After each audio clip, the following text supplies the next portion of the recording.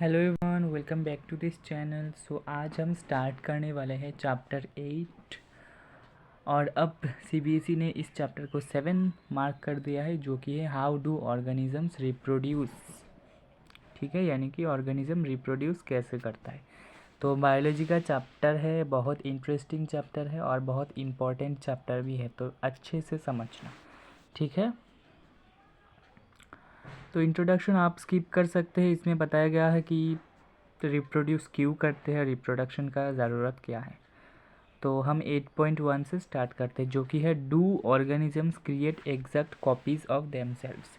यानी कि अगर कोई ऑर्गेनिज्म रिप्रोडक्शन करता है तो जो न्यू बेबी बॉर्न होता है उसका पेरेंट बॉडी से क्या एग्जैक्ट कॉपी होता है, यानी कि एकदम same to same baby born होता है या फिर कुछ वेरिएशन आता है, कुछ डिफरेंस आता है पेरेंट बॉडी के अलावा भी। ठीक है, तो यही इसका हेडिंग है। Do organism create exact copies of themselves, यानी कि ऑर्गेनिज्म अपना बेबी जब पैदा करता है तब वो एग्जैक्ट कॉपी पैदा करता है या फिर कुछ वेरिएशन के साथ पैदा करता है। तो एनसीईआरटी का एक एक लाइन हम पढ़ेंगे और समझेंगे, क्योंकि एनसीईआरटी का एक एक लाइन इम्पॉर्टेंट है बोर्ड एग्ज़ाम के लिए।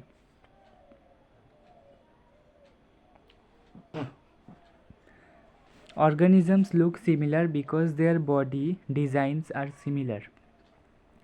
यानी कि सभी ऑर्गेनिज्म एक दूसरे के सिमिलर है क्योंकि उसका बॉडी डिज़ाइन सिमिलर है। सेम टू सेम नहीं है लेकिन सिमिलर है। If body design are to be similar, the blueprints for this designs should be similar. और अगर सभी ऑर्गेनिज्म का बॉडी डिज़ाइन सिमिलर है, उसका मतलब क्या है, उनका ब्लूप्रिंट्स भी सिमिलर होगा। यानी कि ब्लूप्रिंट यानी कि उनका जो स्ट्रक्चर है, स्ट्रक्चर, बॉडी का पार्ट्स, बॉडी का फंक्शन, ये भी सिमिलर होगा ही। Thus, reproduction at its most basic level will involve making copies of the blueprints of body design। यानी कि अगर हम बेसिक लेवल पर रिप्रोडक्शन की बात करें तो बेसिक स्ट्रक्चर्स तो कॉपी होगा ही, जैसे कि स्ट्रक्चर, स्केलेटन, ये सब तो कॉपी ही होगा। In class 9 we learnt that the chromosomes in the nucleus of a cell contain information for inheritance of features from parents to next generation in the form of DNA, जिसका full form है deoxy ribonucleic acid molecules. 9th में हमने पढ़ा था nucleus के अंदर जो chromosome होता है वो कंटेन करता है डीएनए, और डीएनए ही एक ऐसा सिस्टम है जो इन्फॉर्मेशन, जेनेटिक इन्फॉर्मेशन और इनहेरिटेंस को एक पेरेंट बॉडी से अपने बेबी बॉडी में ट्रांसफ़र करता है या फिर नेक्स्ट जनरेशन टू जनरेशन उसको कंटिन्यू करता रहता है। ये डीएनए ही का ही काम है। The DNA in the cell nucleus is the information source for making proteins. यानी कि पेरेंट बॉडी से जो डीएनए ट्रांसफ़र होता है बेबी के बॉडी में, वही डीएनए इन्फॉर्मेशन का सोर्स होता है। यानी कि जो सिमिलैरिटीज़ और डिफरेंस आएगा वो उस डीएनए की वजह से ही आएगा जो प्रोटीन तैयार करने में हेल्प करता है। If the information is changed, different proteins will be made.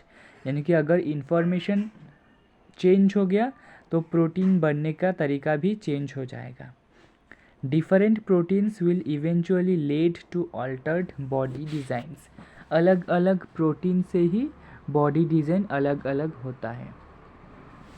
ठीक है, तो ये हमने पहला पैराग्राफ कवर कर लिया, NCERT line by line. Second paragraph पढ़ते हैं। Therefore, a basic event in reproduction is the creation of a DNA copy। यानी कि रिप्रोडक्शन का एक बेसिक इवेंट यानी कि स्टार्टिंग इवेंट क्या है, डीएनए का कॉपी करना। ये भी एक रिप्रोडक्शन का ही स्टेप है। Cells use chemical reactions to build copies of their DNA. यानी कि डीएनए का कॉपी ऐसे ऐसे तो थोड़ी नहीं होगा, उसका कुछ रिएक्शन करना पड़ेगा, कुछ काम करना पड़ेगा बॉडी या फिर बॉडी के ऑर्गन्स को, तो वही केमिकल रिएक्शन करना होगा जो डीएनए की कॉपी के लिए इम्पॉर्टेंट है। This creates two copies of the DNA in a reproducing cell and they will need to be separated from each other. और इसी तरह एक डीएनए की कॉपी को प्रोड्यूस करने के लिए दो तरह की कॉपीज़ बनाई जाती है जो ज़रूरत होता है उनको अलग रखने में. However, keeping one copy of DNA in the original cell and simply pushing the other one out would not work. यानी कि जो डीएनए की कॉपी ओरिजिनल है उसको अपने पास रख देता है बॉडी, और जो डुप्लीकेट है उसे पुश कर देता है अदर बॉडी में. ठीक है, नेक्स्ट पैराग्राफ में चलते हैं.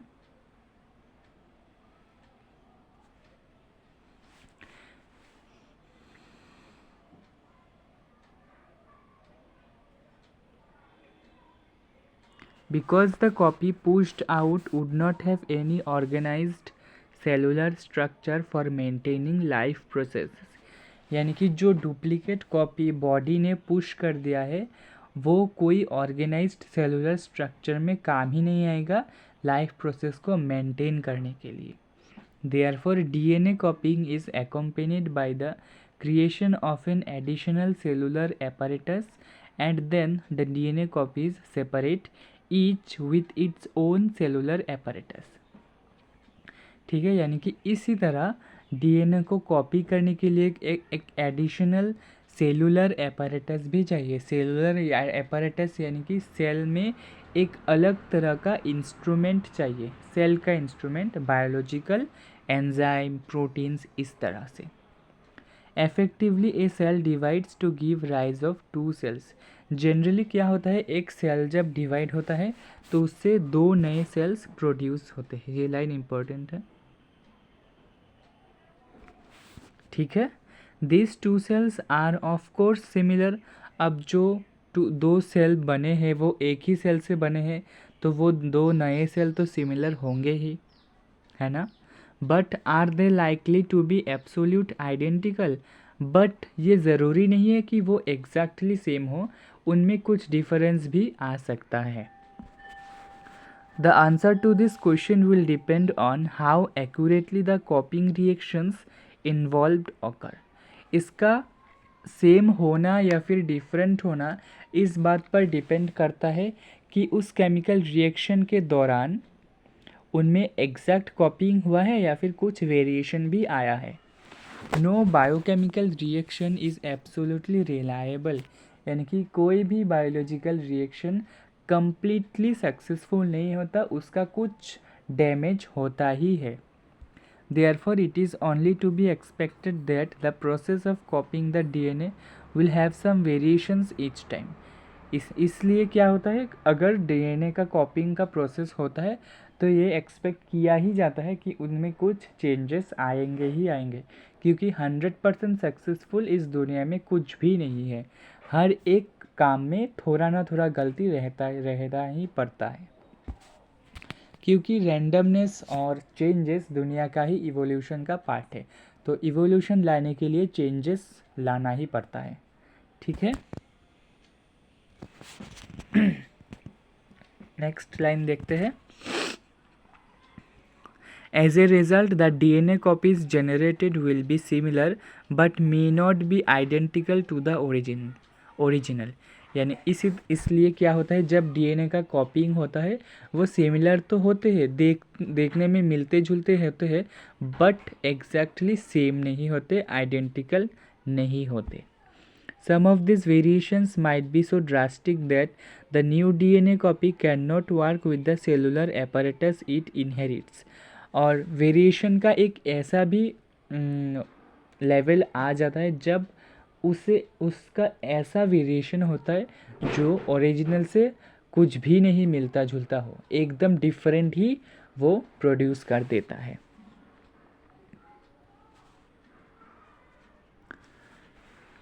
नेक्स्ट लाइन देखते हैं. हाँ,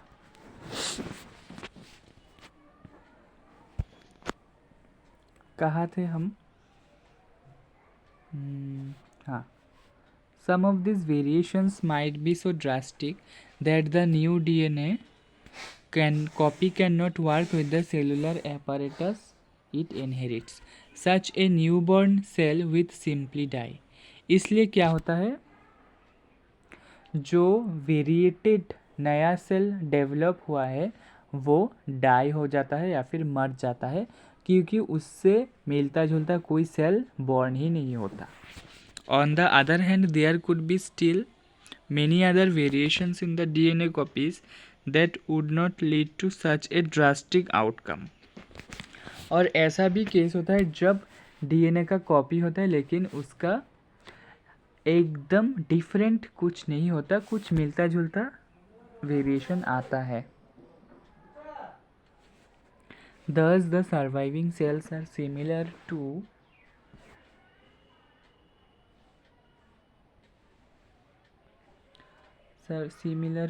but subtly different from each other. यानी कि इसलिए जो सेल्स प्रोड्यूस होते हैं वो सिमिलर तो होते हैं लेकिन एग्जैक्टली आइडेंटिकल नहीं होते हैं.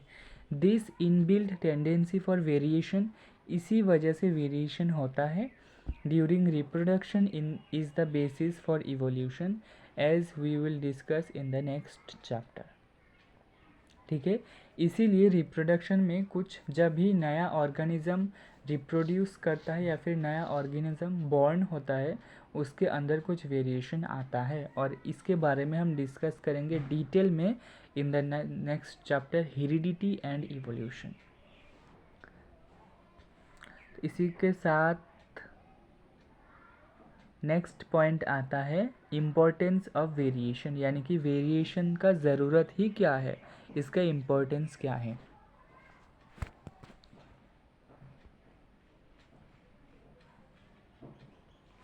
Populations of organisms fill well-defined places or niches in the ecosystem using their ability to reproduce. यानी कि अलग अलग ऑर्गेनिज्म अपने पसंदीदा प्लेसेस या फिर जगह पर अपने पसंदीदा इकोसिस्टम पर रिप्रोड्यूस करते हैं उनके एबिलिटी के हिसाब से. यानी कि उनका एबिलिटी कौन से एनवायरनमेंट में अच्छा है, उन्हें कौन से एनवायरनमेंट में रिप्रोड्यूस करने में आसानी होगा. The consistency of DNA कॉपिंग during reproduction is important for the maintenance of body design features that allow the organism to use that particular niche.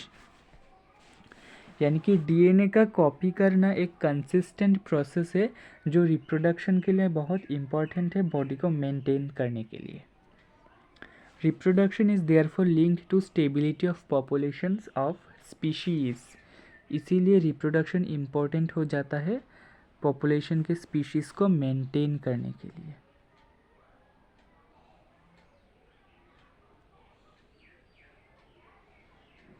ठीक है ना.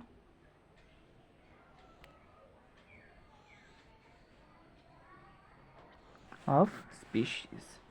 However, niches can change because of reasons beyond the control of the organisms.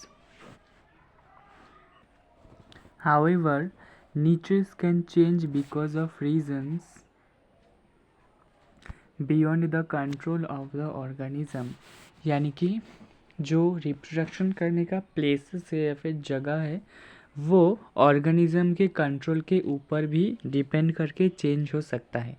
Temperatures on Earth go up and down, water levels can vary, or there could be meteorite hits, to think of a few examples.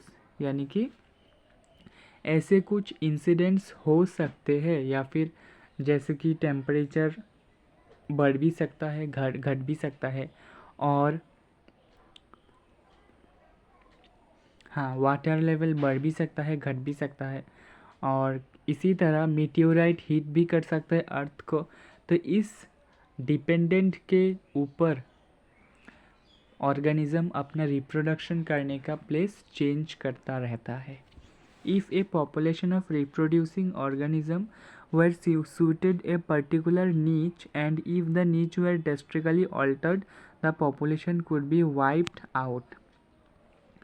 यानी कि कोई भी अगर organism एक particular place पर reproduction करने के लिए रेडी हो जाए और सडनली अगर वो प्लेस डैमेज्ड हो जाए तो उस ऑर्गेनिज्म को रिप्रोडक्शन करने में प्रॉब्लम होगा और हो सकता है वो रिप्रोडक्शन कर ही ना पाए. However, if some variations were to be present in few individuals, if these populations there would be some change for them to survive. यानी कि अगर हम उस एनवायरनमेंट को चेंज कर दें तो उनके लिए बचना भी मुश्किल हो सकता है. Thus, if there were a population of bacteria living in temperate waters and if the water temperature were to be increased by global warming, most of these bacteria would die, but the few variants resistance to heat would survive and grow further. Variation is thus useful for the survival of species over time. यानी कि अगर किसी भी एक water level पर bacteria रहता हो और उन सारे बैक्टीरिया का सिमिलर प्रॉपर्टीज़ है लेकिन कुछ कुछ बैक्टीरिया का डिफरेंट प्रॉपर्टीज़ है, ठीक है.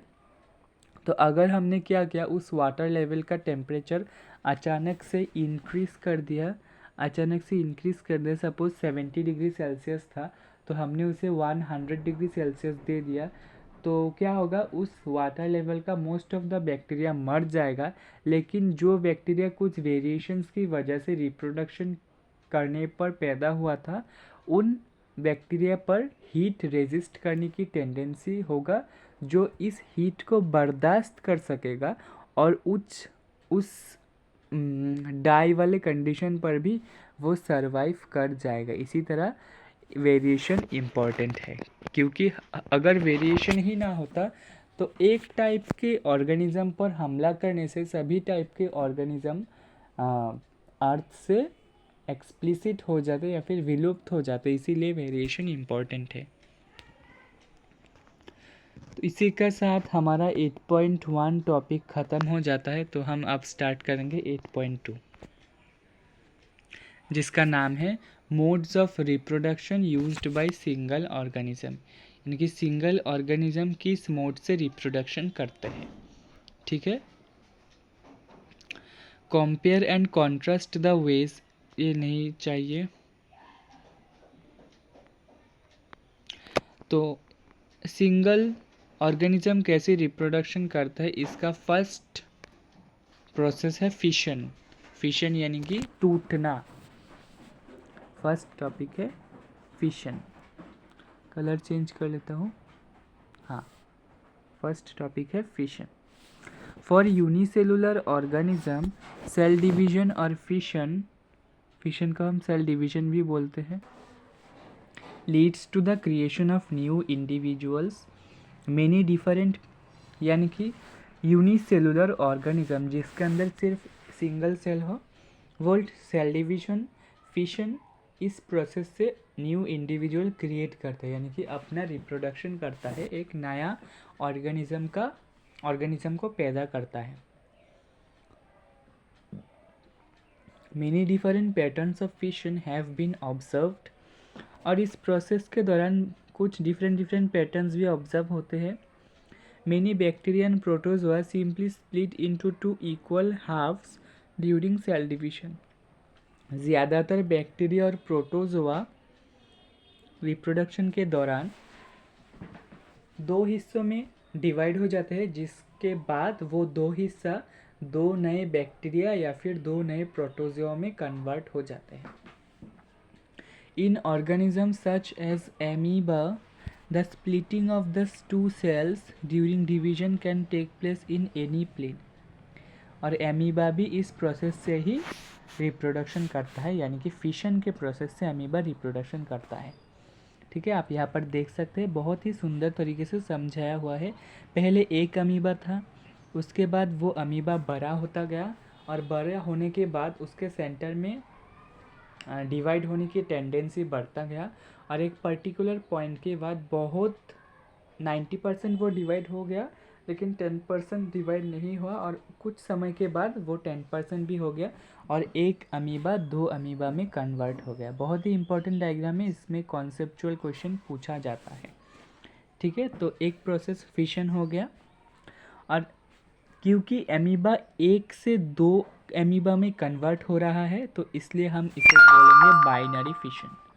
इसके बाद आता है, हाँ इसका थोड़ा पैराग्राफ और भी है।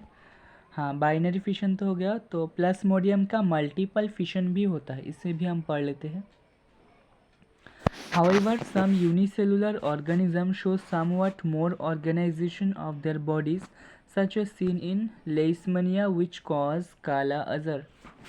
यानी कि कोई कोई सिंगल सेल ऑर्गेनिज्म जो अपने बॉडी से रिप्रोडक्शन करता है, देखा जाता है कि लेस्मोनिया जो क्या कॉज करता है, काला अजर, एक तरह का डिजीज़ है जो लेस्मोनिया बैक्टीरिया के लिए होता है, which have a wipe-like structure at one end of the cell. In such organism, binary fission occurs in a definite orientation in relation. ठीक है? In relation to these structures, other single-celled organisms such as the parasite. Plasmodium divide into many daughter cells simultaneously by multiple fission. ये Plasmodium का structure है, ये क्या करता है, ये प्लाज्मोडियम का स्ट्रक्चर है, ये क्या करता है, सॉरी पीडीएफ बराबर उल्टा हो जा रहा है। हाँ ये प्लाज्मोडियम का स्ट्रक्चर है, इसमें वो क्या करता है, बहुत सारे डॉटर सेल्स में टूटकर एक नया नया प्लाज्मोडियम फॉर्म करता है मल्टीपल फिशन के प्रोसेस से। इसी से हमारा फिशन का टॉपिक ख़त्म हो जाता है। उसके बाद हम समझेंगे फ्रेगमेंटेशन। फ्रेगमेंटेशन क्या होता है? Fragmentation in multicellular organism with relatively simple body organisation, simple reproductive methods can still work. यानी कि अभी तक हमने सिंगल सेलुलर ऑर्गेनिज्म पर ही रिप्रोडक्शन के बारे में बात किया था, तो इस टॉपिक पर हम समझेंगे फ्रेगमेंटेशन, जो कि कहाँ पर होता है, मल्टी सेलुलर ऑर्गेनिज्म पर। जैसे कि स्पाइरोगाइरा हो गया, स्पाइरोगाइरा, उसके बाद हो, हाँ फॉर एग्जांपल स्पाइरोगाइरा के बारे में ही हम यहाँ पर डिस्कस करेंगे। Simply breaks up into smaller pieces upon maturation. यानी कि जब स्पाइरोगाइरा मैच्योर होता है, जब वो एलिजिबल होता है रिप्रोडक्शन के लिए, तब वो छोटे छोटे पीसेस में टूट जाता है। दिस पीसेस और fragments grow into new individuals, और इस पीसेस को हम बोलते हैं फ्रेगमेंट्स, जो बड़ा होकर एक नया स्पाइरोगाइरा में कन्वर्ट हो जाता है। This is not true for all multicellular organism. ये सभी मल्टीसेलुलर ऑर्गेनिज्म के लिए सही नहीं है, क्योंकि अलग अलग मल्टीसेलुलर ऑर्गेनिज्म रिप्रोडक्शन के लिए अलग अलग प्रोसेस अपनाता है। They can not simply divide cell by cell. सभी ऑर्गेनिज्म डिवाइड होकर नहीं रिप्रोडक्शन करते हैं। The reason is that many multicellular organism as we have seen are not simply random collection of cells. यानी कि हमने ऐसे भी ऑर्गेनिज्म देखे जो कुछ भी सेल से बने होकर नहीं होते, वो कुछ स्पेशलाइज्ड सेल से बनकर ही तैयार होते हैं।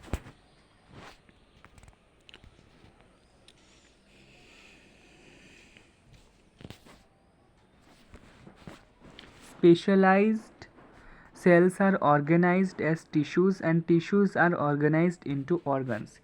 यानी कि जो स्पेशलाइज्ड सेल्स है वो ऑर्गेनाइज्ड होकर टिश्यू फॉर्म करते हैं, और टिश्यू ऑर्गेनाइज होकर स्पेशल बॉडी ऑर्गन्स फॉर्म करते हैं, which then have to be placed at definite positions in the body. और वो बॉडी के एक पर्टिकुलर पोजीशन पर ही बैठाना होता है, जिसके बाद वो एक पर्टिकुलर ऑर्गेनिज्म रिप्रोडक्शन के बाद एक नया बेबी फॉर्म कर पाता है। In such a carefully organised situation cell by cell division would be impractical. इस तरह के ऑर्गेनिज्म पर सेल डिवीजन का कॉन्सेप्ट ही बेकार है। Multicellular organism therefore need to use more complex ways of reproduction. इसलिए जो मल्टीसेलुलर ऑर्गेनिज्म है उनका रिप्रोडक्शन का प्रोसेस इतना आसान नहीं है, थोड़ा कॉम्प्लेक्स है। A basic strategy used in multicellular organism is that different cell types perform different specialized function. और इस मल्टीसेलुलर ऑर्गेनिज्म का रिप्रोडक्शन में जो प्रोसेस है उनमें different cell different function perform करता है. Following this general pattern, reproduction in such organism is also the function of a specific cell type. आप ह्यूमन को ही ले लीजिए जो रिप्रोडक्शन के लिए एक स्पेसिफिक ऑर्गन का यूज़ करता है, जो मेल में होता है पेनिस और फीमेल में होता है वेजाइना. उन दो ऑर्गन के बिना ह्यूमन में रिप्रोडक्शन ही नहीं होगा. इसीलिए ह्यूमन का रिप्रोडक्शन बहुत ही कॉम्प्लेक्स रिप्रोडक्शन है जो सेल डिवीजन के द्वारा नहीं होता है.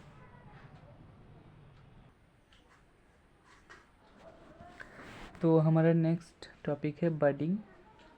Organism such as hydra use regenerative cells for reproduction in the process of budding. Hydra के जैसे ऑर्गेनिज्म रिप्रोडक्शन के लिए रीजेनरेटिव सेल्स यूज़ करते हैं जो बडिंग के प्रोसेस से रिप्रोडक्शन करते हैं. ठीक है, इस पिक्चर में देख सकते हैं आप. मैं यहाँ पर पिक्चर से ही समझा देता हूँ. पहले क्या था, हाइड्रा का एक बर्ड निकलेगा. ठीक है, वो वाला बर्ड फिर बड़ा होगा धीरे धीरे और एक ऐसे टाइम के बाद वो बर्ड एक नया हाइड्रा में कन्वर्ट हो जाएगा और एक पर्टिकुलर टाइम के बाद वो पेरेंट बॉडी से डिटैच होकर अलग होकर एक नया हाइड्रा में कन्वर्ट हो जाएगा. इसी को हम बोलते हैं बडिंग. सेंटेंस पढ़ लेते हैं. In Hydra, a bird develops as an outgrowth due to repeated cell division. बार बार सेल डिवीजन के लिए एक पर्टिकुलर बर्ड के अंदर रीजेनरेटिव सेल्स आउटग्रोथ होकर निकल जाते हैं at specific site. This bird develop into tiny individuals. छोटे छोटे अलग हाइड्रा में कन्वर्ट होकर जब वो फुली मैच्योर हो जाते हैं, detach from the parent body and become new independent individual. और जब वो बड़ा हो जाता है तब वो पेरेंट बॉडी से डिटैच हो जाता है और एक नए हाइड्रा में कन्वर्ट हो जाता है. ठीक है, ये है हाइड्रा का बडिंग. नेक्स्ट इस टॉपिक का लास्ट सब टॉपिक है जो कि है vegetative propagation.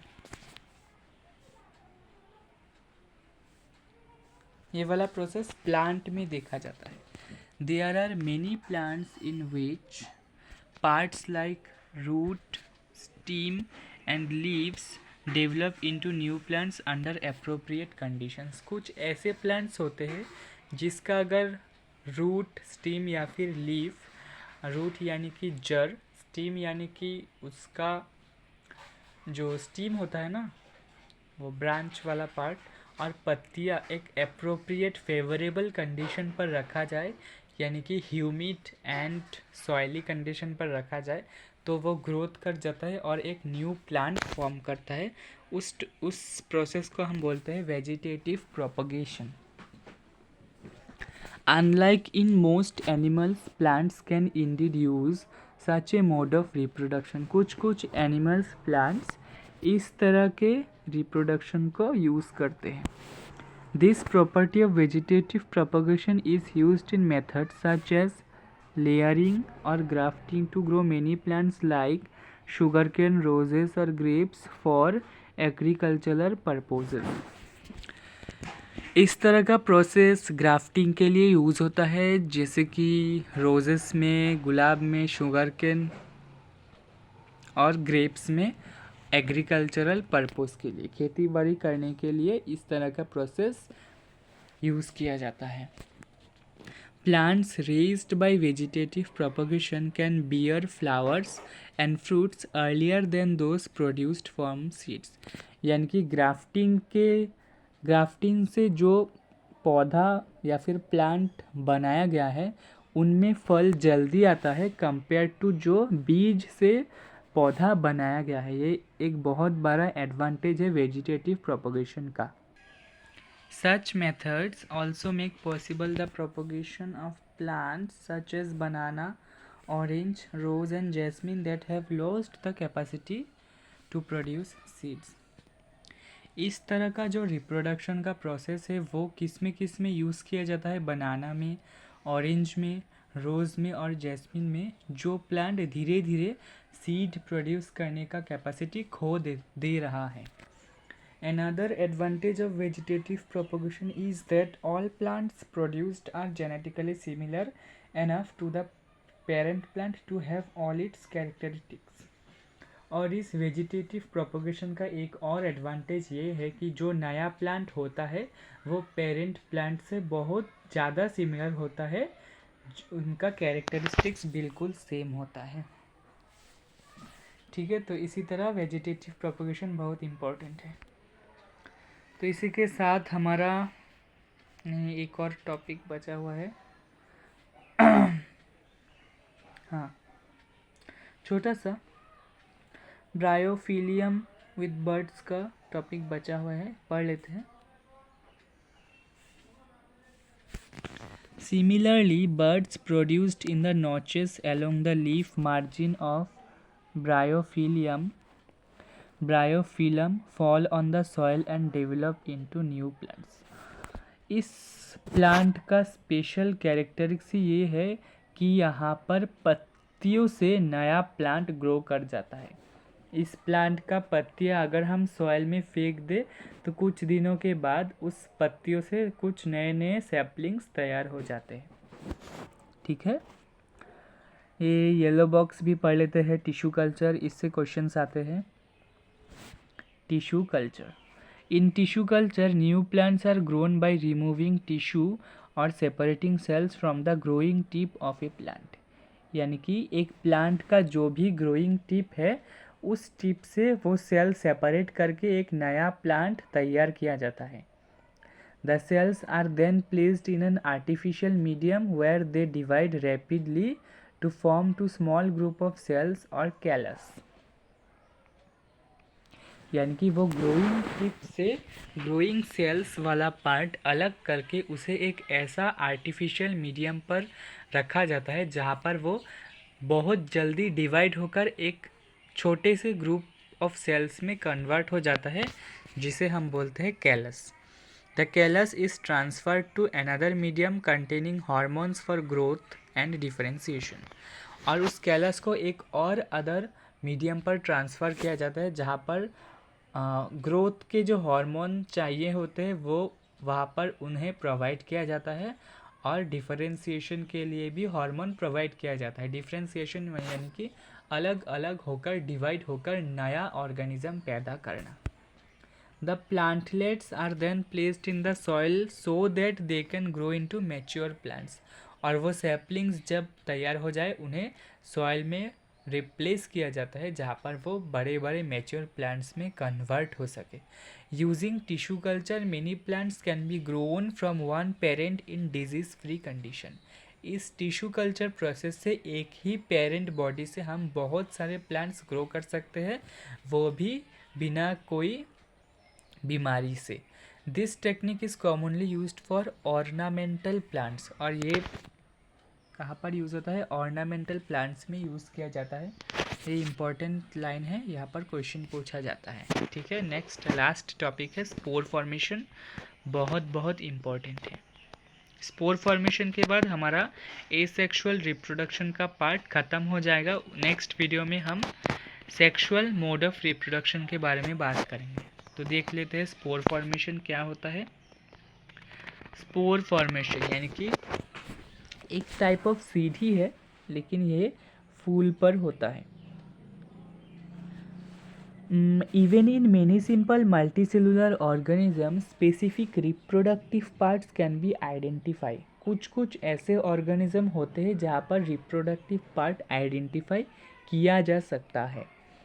The thread-like structures that developed on the braid in activity 8.2 above are the hypha of the braid mold called rhizopus. यानी कि अगर हम ब्रेड को कुछ दिनों के लिए ह्यूमिड एंड वेट कंडीशन पर रख दे तो वहाँ पर क्या हो जाएगा? ब्रेड मोल्ड लग जाएगा, जिसे हम बोलते हैं बैक्टीरिया जनरली। और वो क्या होता है? एक स्पोर टाइप होता है। They are not reproductive parts, वो रिप्रोडक्टिव पार्ट नहीं होते हैं। On the other hand, the tiny blob on a stick structures are involved in reproduction. इस स्ट्रक्चर में जो दिखाया गया है,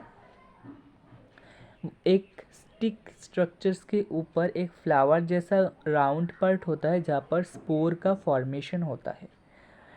the blobs are spongia which contain cells or spores that can eventually develop into new rhizopus individuals.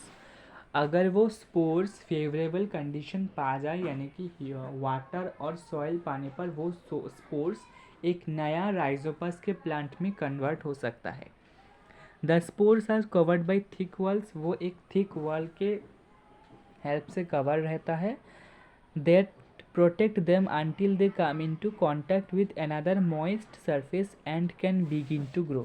जब तक वो favourable condition नहीं पाता तब वो थिक वॉल स्पोर को प्रोटेक्शन देता रहता है, और जब फेवरेबल कंडीशन मिल जाता है तब वो थिक वॉल टूट जाता है और स्पोर बाहर निकलकर मिट्टी में गिर जाता है, जो कि थोड़ी देर में कुछ टाइम के बाद एक नया प्लांट में ग्रो कर जाता है. ठीक है. All the mode of reproduction that we have discussed so far allow new generations to be created from a single individual. This is known as asexual reproduction. यानी कि अब तक हमने जिस तरह के भी रिप्रोडक्शन पढ़ा है उनमें क्या होता है, एक सिंगल इंडिविजुअल से ही नया ऑर्गेनिज्म पैदा होता है, और इसे हम बोलते हैं एसेक्सुअल रिप्रोडक्शन. सेक्सुअल रिप्रोडक्शन में क्या होता है, दो ऑर्गेनिज्म मिलकर एक नया ऑर्गेनिज्म पैदा करता है, लेकिन एसेक्सुअल रिप्रोडक्शन में एक ही ऑर्गेनिज्म एक नया ऑर्गेनिज्म पैदा करता है. ठीक है, तो इसी के साथ हमारा ये वीडियो फिनिश हो जाता है. नेक्स्ट वीडियो में हम सेक्सुअल रिप्रोडक्शन के बारे में डिस्कस करेंगे. अगर आपको इस वीडियो से कोई भी डाउट रहे तो मुझे कमेंट कर देना, मैं वो डाउट नेक्स्ट वीडियो में कवर अप कर दूंगा. और वीडियो अच्छा लगे तो लाइक एंड सब्सक्राइब कर देना. यहाँ पर आपको class 10 science, physics, chemistry, biology का कंप्लीट सिलेबस मिल जाएगा 2025 बोर्ड एग्ज़ाम से पहले. एंड थैंक यू वीडियो को इतनी देर अच्छे से देखने के लिए. Thank you so much.